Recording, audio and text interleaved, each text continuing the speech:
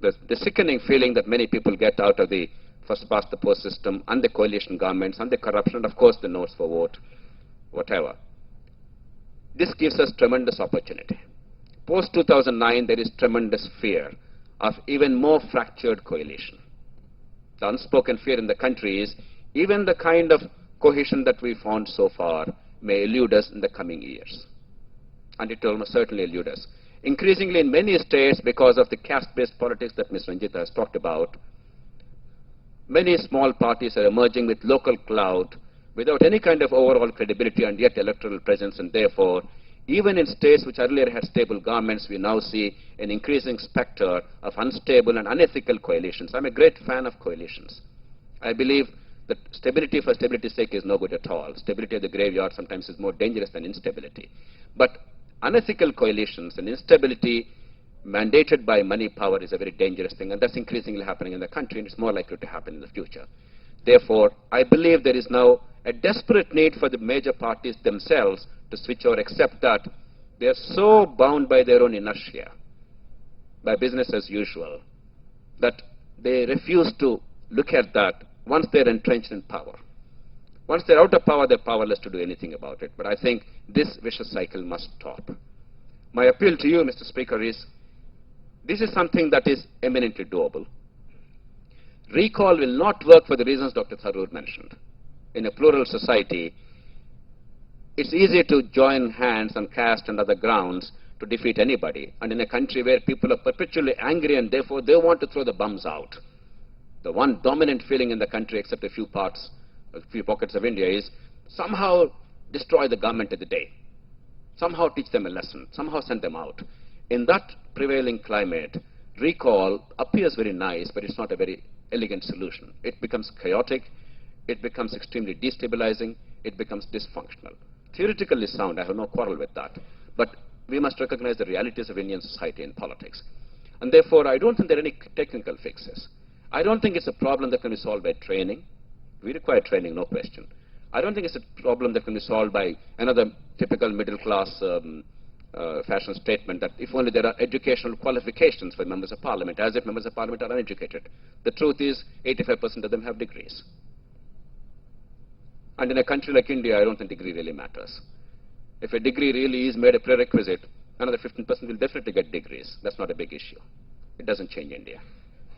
The truth is, the current electoral system does not allow space for decent elements to enter politics unless you are the son and daughter of an existing politician, unless you made tons of money, very often illegitimately, sometimes could even be legitimate but unaccounted, and unless you are a criminal. And therefore, bemoaning that politicians are behaving the way they're behaving doesn't really solve a problem. I think we have to look at the electoral system. And one last word, Mr. Speaker, sir, we could have hopefully a more meaningful dialogue rather than this monologue. I'm ashamed of this monologue. The party system.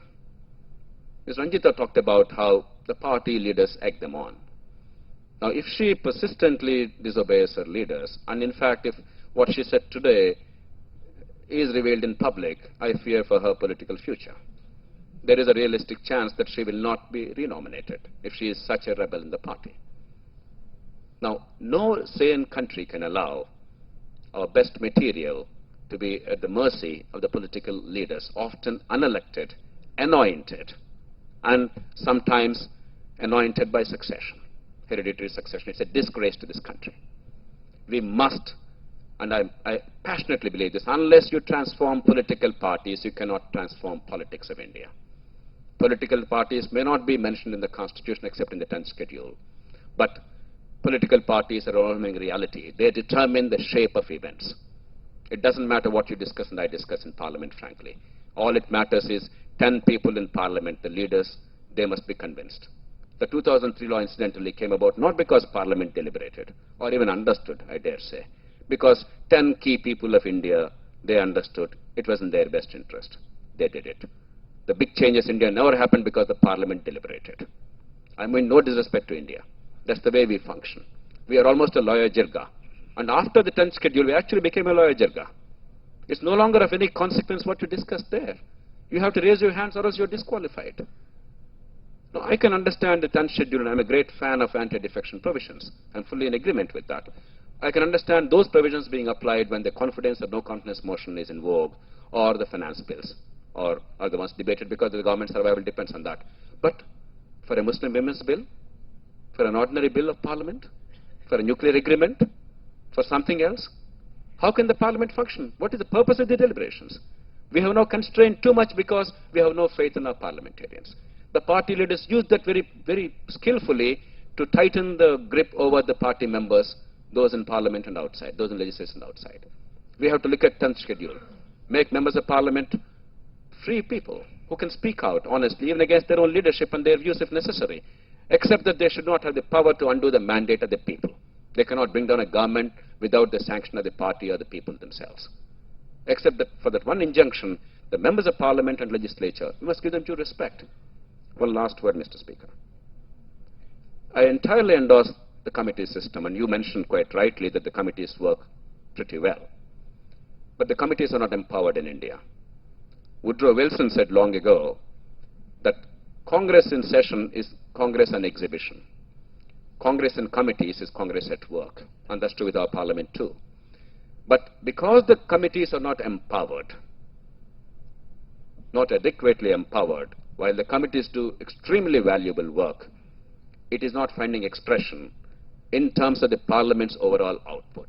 Nor do the members of parliament feel that they have a sense of satisfaction in doing an outstanding job. Empowerment would help. Sir, and in that, would empowerment help, or all the vices will come into the system? Sir, I am a great believer in human nature. I believe if you design a system well, give incentives, the best in the human beings will come. After all, our first generation leadership in this country after independence was absolutely unmatched in the world. We are capable of that, and you are a standing testimony to that. So I have no reason to disbelieve that the best will come to the fore if only we create the right conditions. Now, frankly, to be a good member of parliament today, sir, what is the incentive? You get elected after enormous hardship, and in this wretched system, after spending tons of money, you're asked to raise your hands. Occasionally you can speak out. Rarely a speaker like you may pat an MP on the shoulder and say you've done a good job. Otherwise, where is the public esteem? Where is the opportunity to shape events for a member of parliament? Unless you empower the committees, you tell them that you can't vote against your party. You tell them you can't interfere in the executive branch of government because that is no-no. That is improper. You can't telephone to the Thanadar and tell him that, look, release so-and-so, or interfere in a contract for a commission or a tender or whatever, or a transfer of an official. What does the member of parliament or an MLA do? It's all nice for us to say, you should not do this and that. And I'm one of those who keep saying, remove the 2 crore rupees for MPs each year. It's fundamentally wrong. All this is true. But what is a legitimate space for a member of parliament in this country? Or an MLA in this country? If you don't have a legitimate space, if there is vacuum, what happens?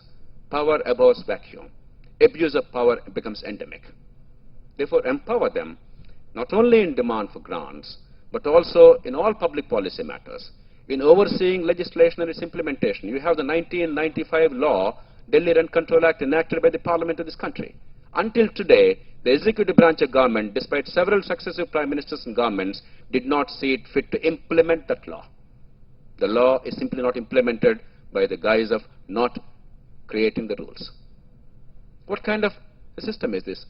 What self-esteem can a member of parliament have? The parliament has a duty and a right to haul up the executive and say, look, why did you not do it? I want you to do it, and so and so date. That's the will of the parliament. It's violated by the executive branch of government. Subordinate relations is an excuse to undermine the parliament.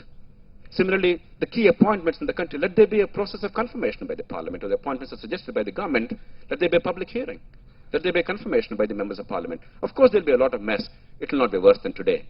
In my state, in the past 6 months, an honest official was transferred 5 times. There's no point pretending what's happening today is wonderful. It's rotten. Let it come out. Let people debate and discuss. Let members of parliament, citizen assemblies, let them have the opportunity to question this. And there'll be decent people to change this. Then parliament becomes attractive. Assembly becomes attractive. You make it unattractive except by abuse of power. You make honesty incompatible with survival in public life. And then we lament that good people don't come in. Why should Mr. Narayan Murthy come into politics? Unless he's insane. In this country, we created such conditions. Some of us are insane. That's why him to come, he is not insane. Even then I want him to No, Mr. Speaker, that's the point I'm making. Many of us who are now into politics, I'm into politics now and you're into it for the past 40 years, blemishless record,